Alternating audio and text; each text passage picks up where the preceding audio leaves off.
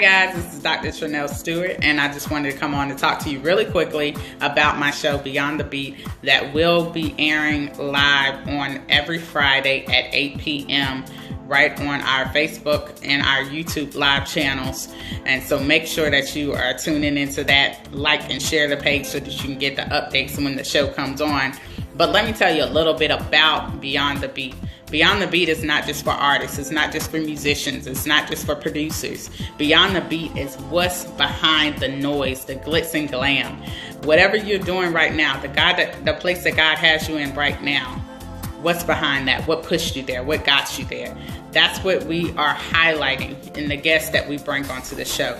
We take a few minutes and we talk to them because that few minutes will impact the lives of those who are listening, probably for the rest of their life. And that's our goal. That's our mission. So that's what Beyond the Beat is all about.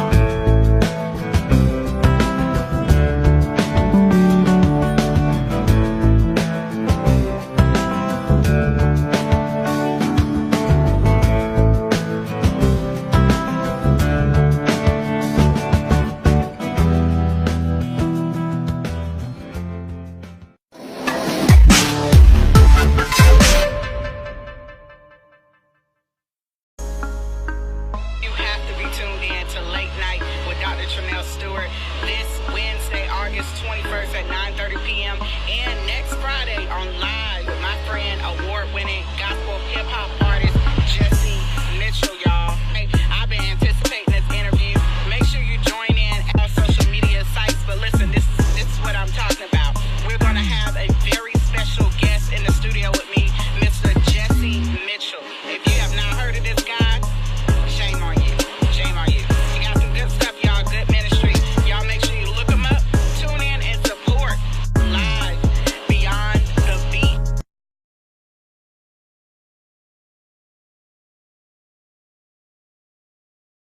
Gripping grain as I'm flipping through the neighborhood. Car clean, music loud, and I'm feeling good. God's son on the plate, so it's understood. It's understood. People pointing at the light like they wanna fight. Yeah, they mad and they say I ain't living right. Come on, y'all, I'm just out there trying to be the light. Trying to be the light. My walk, my talk, my swag. Everything you say make me bad. All right, we are here. We are here with our guest for the evening, Mr. Jesse Mitchell. Y'all know we've been promoting. Like I said in the beginning, you guys don't want to miss this. So make sure that you are still inviting people to watch this broadcast because it's going to be a powerful one. I'm going to tell you that up front. All right. So you guys, welcome to Beyond the Beat Live, Mr. Jesse Mitchell. Hey. How you doing, Jesse? I'm good. How you? Good. I'm glad to have you on today. I've been looking forward to this. I know we had you on Positive Power late night with Dr. Tranell Steward, and that was a blast. We had a good time. Mm-hmm. Yep, so sure did. If you guys have not seen that episode, make sure y'all go back and look at that. He gave a little bit about his musical background. But as we know, Beyond the Beat, we go a little bit deeper. We get a little bit more in your Kool-Aid. So we're going to get a little bit into Mr. Jesse's Kool-Aid. All right, y'all? Y'all, if y'all got any questions or anything, make sure y'all put it down in the chat box down below. Or if you are live on social media, make sure that you put that in the comment section and we either I or Jesse will make sure we answer that. Well, of course, I can't answer his questions for him, but I'll make sure that he gets those questions. All right, so we're going to jump right into it. Mr. Jesse Mitchell, I'm going to give you the opportunity to introduce yourself to those who may not know you, who may have just heard of you, just seen the flyers. Give us a little bit about your history, your background. All right. What's up, world? It's your boy Jesse Mitchell. I've been in the industry for a while. I'm a contemporary gospel recording artist, songwriter, minister, father, husband. I entered the music. I gave my life to Christ in 2006 at Lakewood Church here in Houston, Texas. Before then, I was, more of a, I guess you would call it a secular artist. That's what we say on the side of the industry, I started rapping when I was 11 years old. So I started doing that, into a little contest at school. I was in 6th grade. It was, I don't know if nobody remember them K-Swiss, Oh, I do. It was in white shoes. So that's what we was going to do. So they said, write a song. So I said, okay. And, that's my little badge of honor because I got beat by a whole class. You know what I'm saying? Oh, wow. It took a whole class to beat my little song. So I was like, okay, yeah. Wasn't no one person. But anyway, I'm sidetracked. Anyway, can we catch all the way up, Yeah. But, I entered the gospel industry in 2008, started recording my music career, and dropping mixtapes, doing shows around Houston, doing stuff around Dallas, and just moving around, and doing music wherever I really could, because back then it wasn't really, especially in Houston, it wasn't really like it is today. We didn't really have guys doing a lot of videos, and it wasn't really, with nobody getting paid. We was just going to churches on Sundays, Saturday nights and stuff like that. So the industry has really evolved, the past. Years. But just basically that's where I started it, And 2014, I started writing like praise and worship songs, more of contemporary gospel songs. And from there, that's kind of where we are right now. I dropped my first album that way. It's called Broken. So we still got a lot of good songs on there. That thing's out right now. Y'all can check it out. The new release we're getting ready to release is Broken 2.0, and that's coming out 2020, early 2020. I ain't gonna tell y'all a month yet because we're still kind of pending a little bit, but it's early 2020. So, but yeah, so that's basically how I got started, just moving around and listening to the Word of God, Yeah. So you talked a little bit about coming from the secular industry side, or the secular side. Were you ever in the industry, or that's just the type of music that you were accustomed to? Sorry about that. Got a call. Were you ever in the music industry or the secular music industry, or was that just, what you're accustomed to listening to? I'm sorry, repeat the question one more time. You came from, you said you transitioned to the gospel music industry. So before you were doing a lot of secular music, was that as a result? I mean, have you been in the secular music industry? Do you have experience there, or that's just, the type of music that you were accustomed to? Gotcha. No, I was there, what I'm saying? It was on the independent side. So, and I got my first record deal my first record deal was in 2001. Okay. So it was before then I was constantly just I was a normal guy, just doing regular Christian work, and not Christian work, just doing regular songs and hanging with the homies, drinking, smoking, chilling, just just a regular guy. And so we moved around a lot. I was doing a lot of independent stuff, with I was signed to a record label called Top Rank Records, and we used to do a lot of shows with Lil Flip and Mike Jones, Power Out Chameleon, stuff like that, And then I signed with another record label called Beltway 8 Boys, And from there we went around pretty much the country. We were just doing stuff, slinging CDs. We would go on tours, and it'd be like we go out for maybe a month, right? And so out there, we're back in the day it was real big to have mixtapes, and so we would have our songs mixed in on mixtapes, plus the Houston artists that were popping, whatever artists were popping at that time. So we get in the van, we ride around, and we out there just slanging it. We moving it pretty much, just like dope, you know what I'm saying? Just like dope. Drugs, whatever. We you catch us on the block, we out there at the restaurants or the corners, and we, selling the CDs. And so from that, I got to start building up a little fan base, My name was Jesse James back at the time, and the producer named me Jesse James because I used to rap. I was about to say, where did that come from? Jesse James, okay. Yeah, because I was, I'm from Texas, so he was like, okay, man, go, man, you rapping like you shooting, you know what I'm saying? So, and because it'll be a real slow beat, kind of like Bone Thugs and Harmony, Okay. And, so he named me Jesse James, so my name got around a little bit in the Midwest section, And from that, that was it. I was always gone, just moving and, learning the industry, talking to people. So, but it never really, I had one album that was really, really getting a lot of buzz, but that was right around the time God called me. So I just hung it up, All right. So now since you led into that, we're going to go ahead and take it from there. Talk a little bit about the calling, because I've heard from a lot of artists, especially Christian hip hop artists. This is big right now, especially with the artists coming from secular and doing, Christian albums and then going back into the secular world, Yeah. Tell us a little bit about your spiritual journey, you coming into that and making that decision to transition over. What was that like, and how did you deal with that in the beginning? Well, it wasn't really that hard because when I transitioned over, I wasn't even doing music, I really just transitioned over as a man first, you know what I'm saying? So I wasn't doing music, I hung it up because, like I said, I was doing music with, the label and everything. We were running around and I had two brand new babies, two brand new baby boys. And I was young, I got married at 20, my first marriage.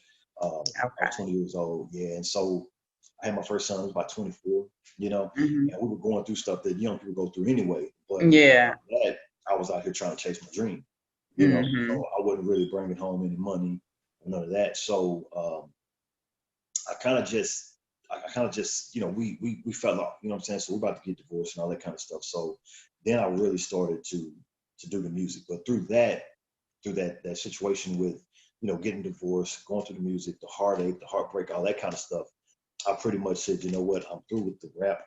I want to try to build my family. You know what I'm saying? I'm through with the music. And from that, I hung up everything, I gave myself back to God, in 2006. So I wasn't doing music or anything. So I was just basically, learn how to be a man of God, learn how to walk in God, submit myself and my spirit to God. And then, I have a love for music. So 2 years later, in 2008, is when I picked back up the mic and I said, well, I love God, so I have to try to do all things that are in the body. So I can't go back and start rapping about what I was rapping about at first. Then all of a sudden, now I'm a Christian artist, because I'm rapping about the things of the Bible and learning how to do that, How do you find, it's so poetic, Christian rap. It's poetic. It's the lyrics are poetry. I know any other type of genre, it's the same way, but for rap, it's more rich to me. It's like you have this intimate encounter. So when you're writing now for God, what is that encounter like? What kind of things do you do to get in that place with him so that you are ready to receive some of the music and some of the lyrics that he's giving you? Basically, it's daily bread. It's daily bread with me. I really don't have a ritual of to like call in the spirit or to just to get. I don't really like get alone somewhere and get quiet time. I do that just in regular prayer. And so I feel like it's kind of like people say if it's in you, it's gonna come out of you. And so that's what I try to do. I try to make sure that it's daily bread. I try to pray about it, and I try to pray every day. I try to just walk it out. I'm really trying to walk this thing out, because what I learned, I know for myself, I can't be fake. I have to, I have the type of personality as to where I have to go 100%, because if I go 40%, it's not going to make it. It's not gonna so, but when I'm writing, it's all different type of formulas. I might be somewhere driving late at night and I have some music on, instrumentals on, they come on, or I may, like if the house is totally empty, my wife's going to work, kids are at school, I might have some tracks. I might be praising and worshiping, and just or I might be listening to a sermon, and then songs will come out. Recently, more I say over the past couple of years, I've really got intentional, especially when I'm I'm all business, and I'm like, you know what? I have an agenda. I have a certain time. I have a certain deadline to get these songs out. Yeah. So that's when it becomes more like a business. I have to put myself in business mode and say, okay, well, you know what? I have to purposely put myself in this position where I can write these songs. You know. Yes. And so it's so, you know, the industry is so great today. It's so amazing. We're at a time in the industry where it's just awesome because you have producers everywhere, you know? Yeah. And when I was coming up, you couldn't find good beats. You couldn't find a guy producing beats. You had to just run into somebody. But now, you know, I know hundreds of producers. So I've signed up for, you know, for their inboxes. So I'll get, man, real talk, I might get 15, 20, 30 tracks a day, you know?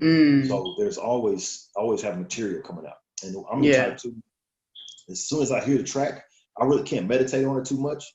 I have to, like, whatever comes out. The melodies come out first. And then after that, I'll go back and I'll pray to God and I'll say, okay, God, what do you want me to implement on these melodies? You know, because when a melody come out, it might be like, do, you know. And then I'll add the words, you know. So, but yeah, I just try to stay right. And I just take life experiences, emotions, things that God has given me, and I just try to put them in, and hopefully somebody is needing that, and it's a word for somebody, you know.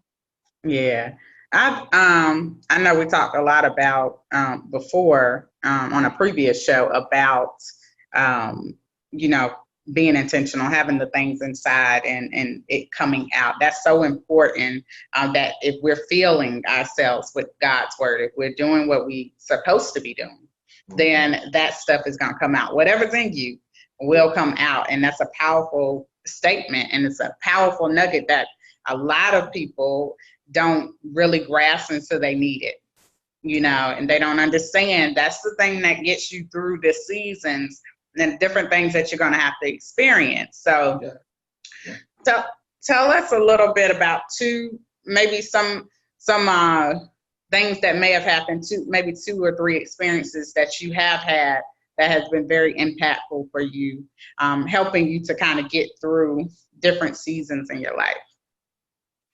Okay. Well, of course, the most major impact, you know, was when I became a Christian. You know, when I gave God, I'm not even saying I became a Christian because I've been a Christian since I was little, but when I actually, as an adult, when I became a Christian, you know, I gave my life to Christ, and I said I'm gonna walk another type of way, you know. You know, that was just something that was, like I said, I was going through a divorce, my first one, and my children were very, very young, you know. I was young. I was really, I think I was around 26, you know. Like I said, I got married at 24. I got married at 20, had my first sons at 24.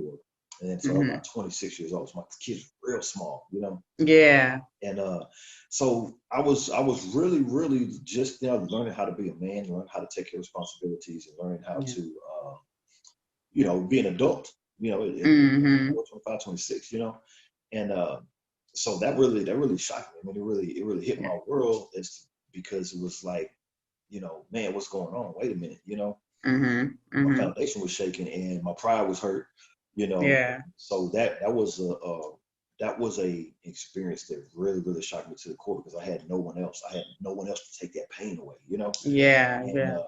You know, you have the hurt pride, and like, my life has changed. And I gave up the music, you know, because I have to go a little bit back, because me and her, we were kind of on a rocky road, you know. And then all of a sudden infidelity crept in, you know. And so now I'm heartbroken. I can't see my kids. You know, she's young and mature, so she's doing things, you know, that baby mama drama, baby daddy drama. We're going through. And so now, I mean, I really don't know what I'm gonna do for a job. You know what I'm saying? I don't know how I'm gonna see my kids. I don't know where I'm gonna stay. I'm gonna stay in a broken down car. So that night, I remember that night, it was 2000, had to be 2006. You know, I was driving. I got back to town, and I had talked to her. And I was like, man, look, I'm gonna change my life. I don't know how I'm gonna do it, but I'm I'm hanging this up, and I need you to come on back. But by that time, you know what I'm saying, it was already, you know, the boat had already sailed, you know. So I was just like, man, listen, y'all, you finna act right.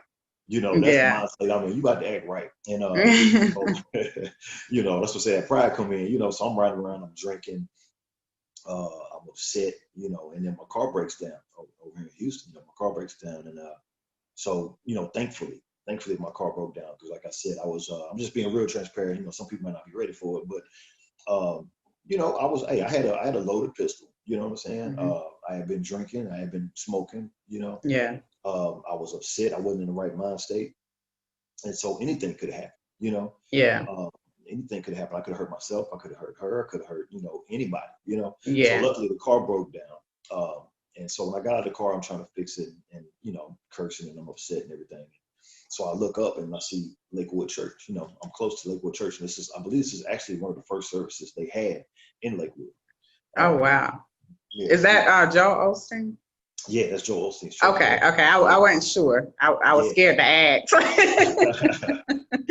Okay. No, but yeah, it was pretty much their first service that they had opened up. And so I just went in there and, I started praying. I gave my life to God.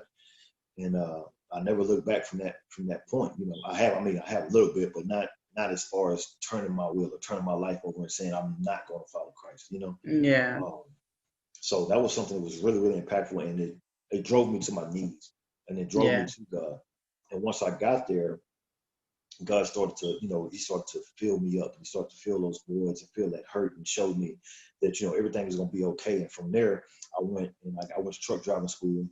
I went and got my CDL. I started learning how to drive trucks, so therefore my pay totally increased. My life got stable. My mind got stable. So I'm going to church every Sunday. I'm reading Joel Osteen's books. I'm pretty much just building my spirit up. And the people at the church are pouring into my spirit. I'm learning about Christ. I'm learning about who I am as a man. And because before then, I really didn't have an identity. Like, this is a totally new identity that I'm assuming. I'm becoming someone different, And so it was like 2 years, 2 years. And then finally, after the 2 years, one of my homeboys that I used to rap with all the time, we had known each other since high school, Yeah. And we were going to one of my friend's wedding. My friend that got married. And so I ran into him. I was like, man, what's up, bro? His name is JP, Jeremiah Palmer. What's up, boy? And he was like, man, what's up, bro? He said, man, I'm doing Christian rap now. And I was like, okay, what's that? I was like, man, I heard a little bit about it, Yeah. I was like, man, nah, bro, that's whack. You know what I'm saying? Like, I ain't finna, I'm just over here. I'm in my lane. I'm chilling. I'm not doing no Christian rap. Because everybody I heard up to that point was corny. You know what I'm saying? I know that time. Yeah, so like I'm saying, it was 2000. Then it was 2007. You know what I'm saying? So he talking to me about it. So I'm like, man, I ain't really heard nobody because I'm not really, I ain't heard of no Christian rap. So anyway, he's like, man, it's thing we go to every Friday night. It's over the place called the Assembly of Faith, Church of Pasadena, man. It was a cat named Vaughn putting it on. So I want you to come ride with me and check it out. I said, all right. So I went over and checked it out, and my mind was blown. Ran into a lot of artists that were really good. They were really good. A lot of these guys were coming from where I was coming from. They had just left the mainstream world, the secular world, giving their life to Christ. So they had skills. They had the skills that they were already bringing to the table, but now they were just doing it for God. So, I was like, man. And from there, I kind of ran into a whole bunch of people and got inspired to drop my first mixtape and album. I dropped the first mixtape called War Cry. That thing was awesome. I still jam it to this day. I gotta get that one. Yeah, I gotta see what that's all about. I gotta find that one. If you get a copy of that, it's on the pop. I generally can find it. Okay, because this was way before internet. So I ain't put it on iTunes, none of that, Yeah. So hopefully I can find one. And but then I released. I had my first album, which is out right now. It's under that boy Jesse, and that's online. And it's called Internal Warfare: The Death of Jesse James. And I released that in 2008. So those are pretty much. So you were still using Jesse James when you came into the gospel music industry? No, I wasn't. Well, no, I wasn't. I switched up to that boy Jesse. Okay, gotcha. It's that boy Jesse, but I spelled it DATBOY. But BOYJESSE, of course. But everyone that knew me as Jesse James. I mean, even people that just everybody called me Jesse James. And so I was like, you know what? This is a new birth. This is a new chapter in my life. It's something new. I'm not promoting sex, drugs, smoking, alcoholism, you know, just the worldly things. And I really found out once I got into that word, I started to find out what we were saying, you know. Yeah. And sorry, when I focus a little bit, but I'll be back in there. So what I found out, the power of my words. Yeah. And I found out that I was speaking idolatry. I found out that I was speaking lust into whoever was listening to me, you know. Yeah. I thought I was speaking things that were just against God, you know. Yeah. As far as the lyrics and music. So I said, you know what, this is a death. It has to be, I need something that shows death of this one person and birth of this other person, you know. Yeah. And so that's where that name came from. It was Internal Warfare, the death of Jesse James, because the internal warfare was inside of me, you know, because my flesh still wanted to do what it wanted to do, but my mind my heart had changed, you know. Yeah. So I pretty much, you know, killed Jesse James off in my life, you know, and that was 2008, and so that's we kind of, you know, I got in there, and it's evolved a lot, you know. I've seen a lot. Yeah. 2008. You know. Well, and the industry has evolved so much, and we talk about how small the industry is, the gospel music industry, but it's so, some people can call it overcrowded, but I do believe that it doesn't matter how crowded it is, if this is for you, God will make room for you, period. You know, but we do see a lot of bandwagon jumpers. And in that sense, I'm talking about other rappers that are not making it in the secular industry that are now trying to hop over to the gospel music industry because, I quote somebody that I spoke to about this before, it's easier. Yeah. And that's a mentality.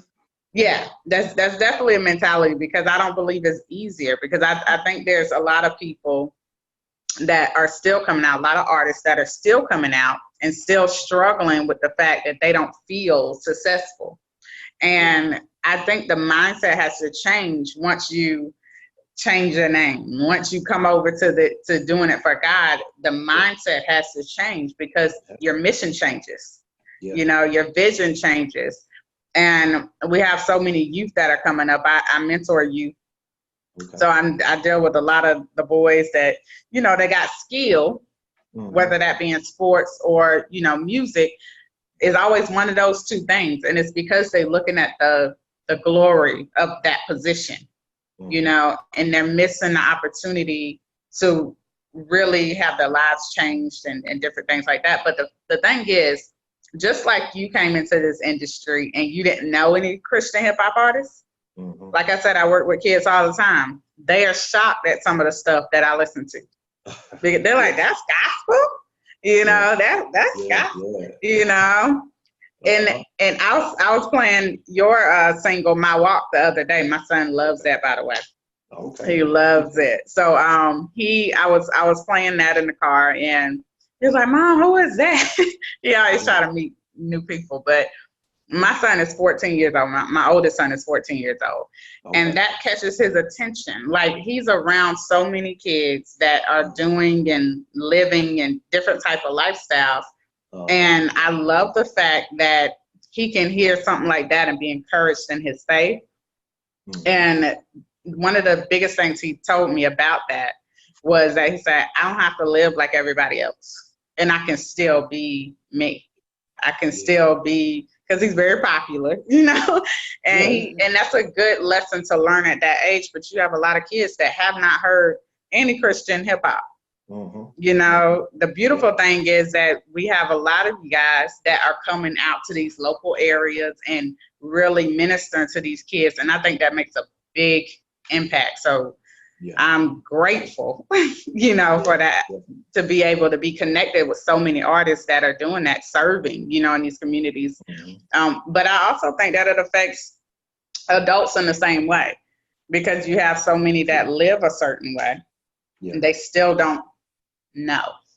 You know, they won't cross over, they won't transition because they're scared or they don't want to, you know, commit to a lifestyle with God, thinking, oh, that's a boring life, you know. Same thing with the music, you know. So it's got to be interesting. I don't think we should be boring, you know. Definitely not. Should not be boring. That's what a lot of people think when they hear Christian, when they hear gospel, they're like, I ain't got time for all that. I don't want to hear all that until they hear it. What it is too, what I've learned about in situations like that is it's like you just have to make a choice, Yeah.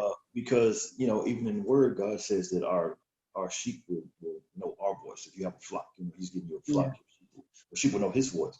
But when you have a shepherd, he's leading his sheep, right?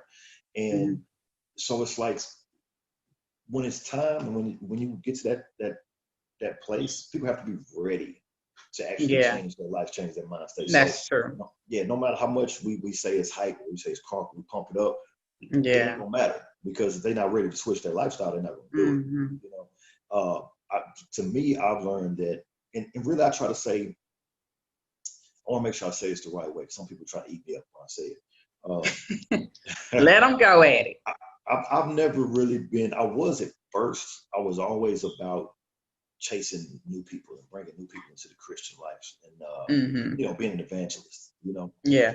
But the one thing you have to learn about, when you find out who you're not, then you do know who you are, right? Yeah. And I pray for it. I pray for God to give me patience in bringing new people over, but I kind of resigned to myself, and I said, you know what? If I'm not really here to chase the world and tell them to come over and be a Christian man, you got to switch your life up. Let me debate to you and tell you this, and you get into a 30-minute argument with you about why you need to give Christ your life. Yeah. I got to the point and said, you know what? I'm making music for the body. I'm making music for that Christian guy who just came over. He's already made the decision, right? He's already made the decision to give his life to Christ. Now I'm making music for him so that he will have something that's jamming just as hard, something that he can still bob his head to, something he can listen to, but something that will edify him through the lyrics that he something that won't damage his spirit and make him backslide. Something that ain't all about shaking it and let me see this, let me see that, or murder, or go smoke this, go smoke that, whatever. I wanted to make music that glorified God, but it was still, they still can jam to. So just me on my personal level, I'm not big. I don't really go out and be like, man, let me go hit them over the head with Christ. Now my music is gonna be filled with Christ. I got a couple, partners and my brothers and stuff. So they be listening to it and they jamming it, and they be like, man, wait a minute, he talking about God. And then okay, now I'm gonna let my music, my work speak for me. Speak for itself. Yeah. So I'm gonna let it do that. And then once you come in and say, hey, I wanna know about God. Okay, now I can talk to you. I've never been a person to go out there with a megaphone and saying, the world's about to end and it's gonna blow. I might say it on my music. You might catch a video of it. But me personally, just going on the streets or just trying to beat people over the head, I found it was exhausting, because I did it from 2006 when I first got in. I was full of zeal. And I said, man, I'm gonna grab everybody I can. Yeah. I'm not knocking the brothers out there that's doing it, because I got a lot of homies that, they in that lane, and that's what they're called to do. So I said, you have to know your gifts and your callings and what you're good at, and without forcing it, without with walking in the grace of God. Yeah. And, my patience was a little too slow. I ain't got time to for 30 minutes, and you still ain't gonna listen. Yeah. It's like a lifetime. I know, because I was that person. It took a lifetime, what seemed to be a lifetime. I was running from God for a long time, but I didn't grow up in church, so I use that as my buffer. Listen, if I mess up, then, I ain't grow up in church. So I had to learn that ain't no excuse. God has always been with you. So, but that brings me to, where Scripture, it tells us that there's nobody that's going to leave this earth without being introduced to Christ. And introduction to Christ could be through anything that you're doing for God. And if God gave you the lyrics, he gave you the content for your book, he gave you, the idea, the passion, then he's going to reach those people that he's assigned to your ministry. Come on, that's it. And so, and it's not about going out and grabbing. I'm in full agreement with that. And people go out and do it. You do what you want to do. If God called you to do that. But it's not about chasing, because Jesus don't chase. Yeah. Not like that. He ain't bashing everybody upside the head. He's loving you through life. Yeah. A friend of mine that told me that I was going through a situation with one of my kids, and she said, you can't change that part of him, but you can love him through it.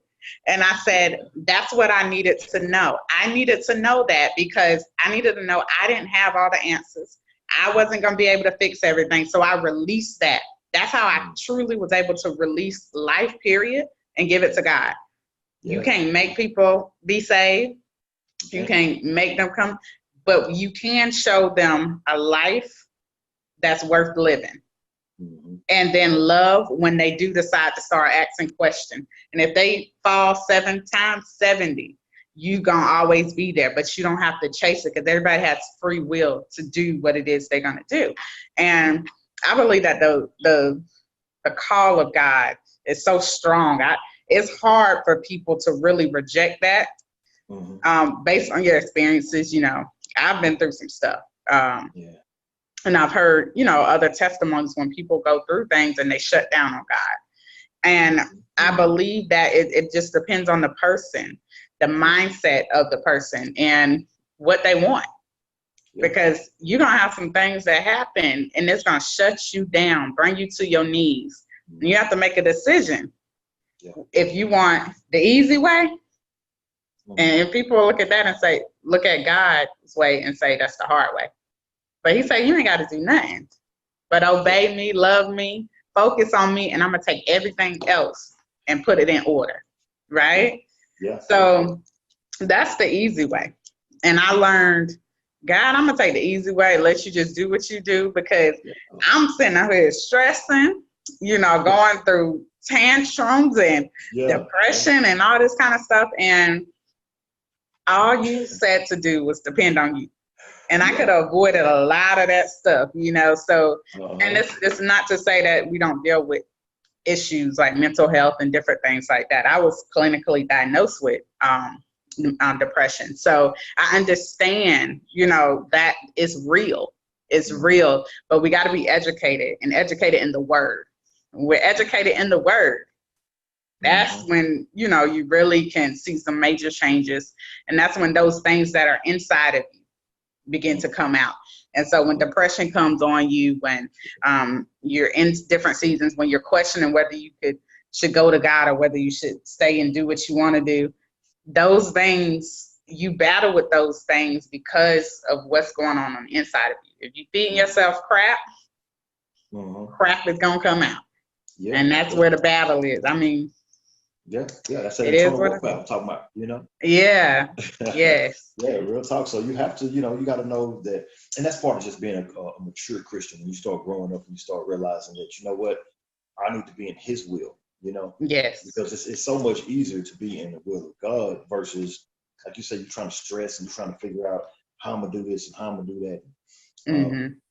How am I going to make this person think like this and how I'm going to change this and change that, But once you realize, let me get up, let me pray, let me ask God what he wants me to do for the day. Let me get that day. Yeah. Let me focus on what he wants me to do, what he's calling me to do. And I can kind of relax a little bit because really it's like he's in control of it, So you trying to figure it out and make something happen when he just said, listen, you do 1, 2, and 3, and that's it. So you go pray, you forget about it, you go to work, come home. That's it. And he said he's gonna take care of everything else. So when you get home, don't worry about the lights being on. I got you already. Because it came across town, he paid his light bill, but you didn't know it. So you have to pray about it. You got to turn it over. So that's what I learned. And you can talk yourself out of blessings like that. You talk because what we speak is so powerful. God could be moving over here, and then you done spoke something, and now you done put that in the atmosphere. How can God do what he was gonna do and you speaking against it? So that's important, definitely. If you can do one thing differently, what would that be?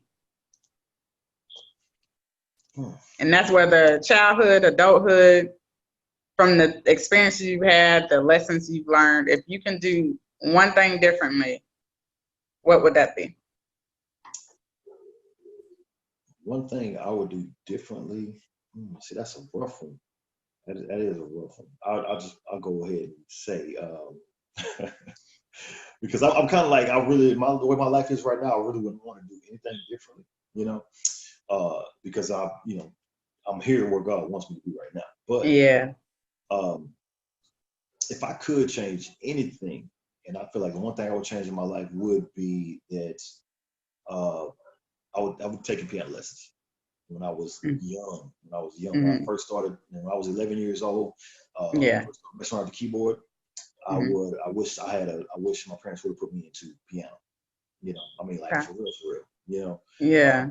Because I felt like now, if it would have worked out, I'm thinking it would have worked. I would be, what I'm saying. But you know what? I mean, God just hit me right there, right? When I said that.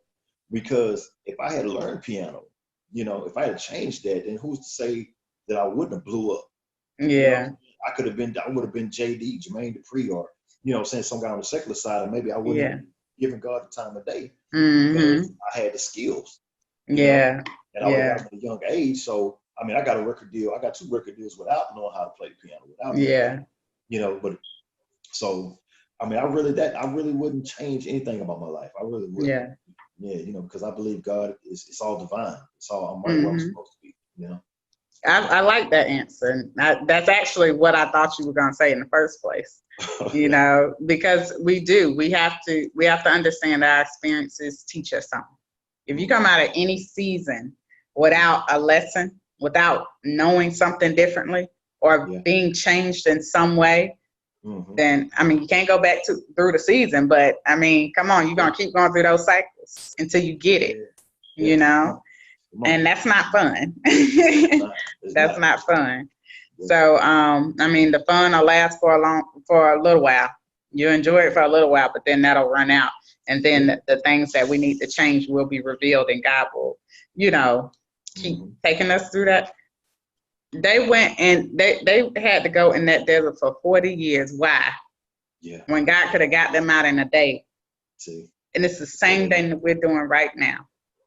Questioning, not fully committing, all of those things. Yeah. Seek the kingdom of heaven first, and all other things will be added unto you. I truly believe that. And I believe that you are living that and living proof of that. So kudos to you.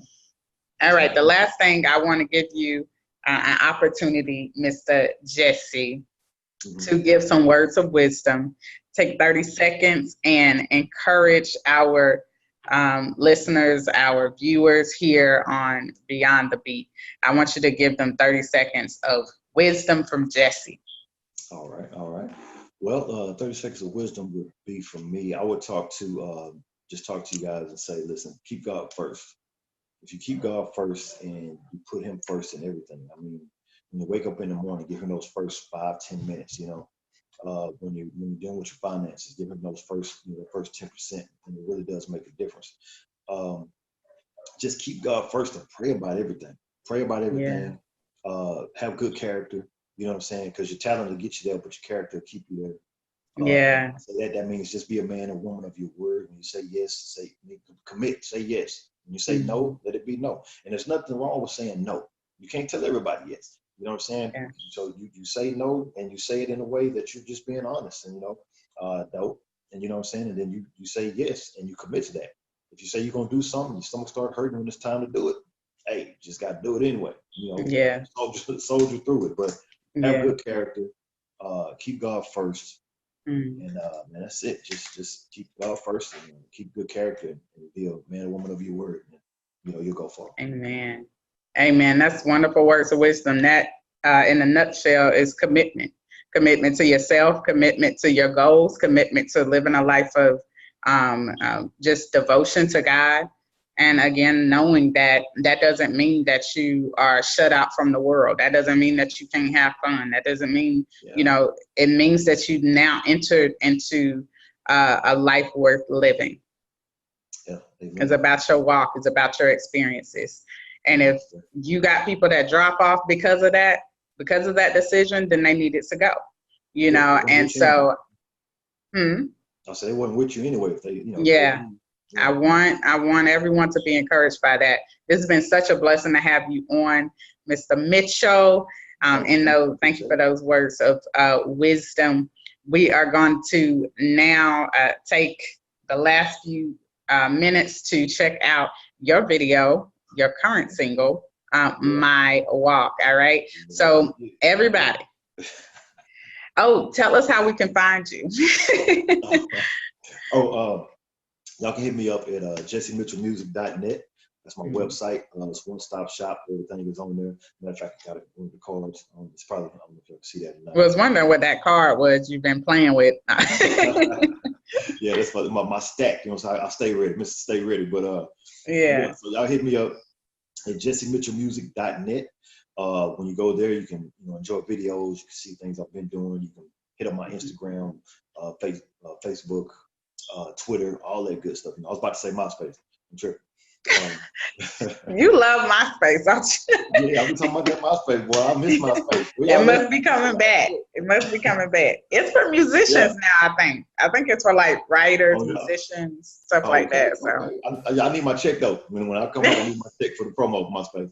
But so y'all just hit me up, jessemitchellmusic.net, and you can hit the link and follow me on all that good stuff, man. Y'all check out Broker 2.0. It's on the way. I hope y'all enjoy this video. Enjoy the song, My Walk. Amen. All right, guys, that is all for today. Make sure you tune in again next week. We were talking to Mr. Jesse Mitchell. Y'all say bye, y'all. Peace.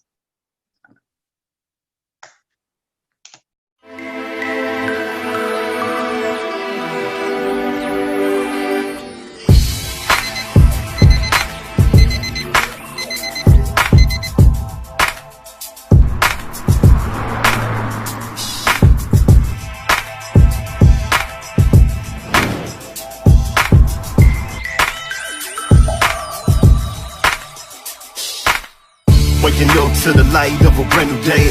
Thank you, Lord, what I say when I kneel and pray. So fresh, so clean, now I'm on my way. Yeah, I'm on my way. Come on. Gripping grain as I'm flipping through the neighborhood. Car clean, music loud, and I'm feeling good. God's son on the place, so it's understood. It's understood. People pointing at the light like they wanna fight. Yeah, they mad and they say I ain't living right. Come on, y'all, I'm just out there trying to be the light. Trying to be the light. My walk, my talk, my swag. Everything you say make me bad. That's what he gon' use right now today. Yeah, here we go. You might not like how I walk, might can't stand how I talk. I might not be what you thought, but that's okay. I know just what to say when I kneel and I pray. Come on, here we go. He'll make a way for me today. For me today. Waking up, power up, man, let's get it in. Pray for the blessed life now I'm living in. Y'all don't know about the things that I'm up against. Yeah, here we go. On this highway of life, yeah, I'm switching lanes. Moving fast, too fast to remain the same. Watch the road, cause it's slick from the oil and rain. Fake friends really hating at their enemies. All mad cause I'm trying to chase their enemy. I'm just walking in the life that he gave to me. My walk, my talk, my swag. Everything you say make me bad. That's what he gon' use right now today. Yeah, here we go. You might not like how I walk, might can't stand how I talk. I might not be what you thought, but that's okay. I know just what to say when I kneel and I pray. He said he'll make a way for me today. Here we go, here we go.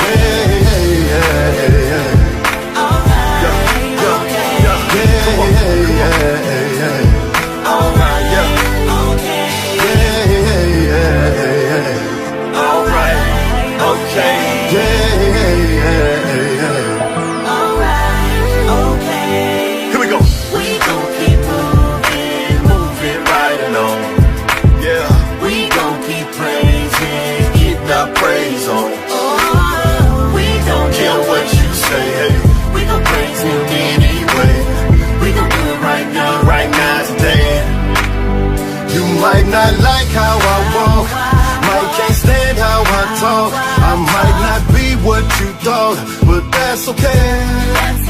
I know just what to say when I kneel and I pray. He said he'll make a way for me today.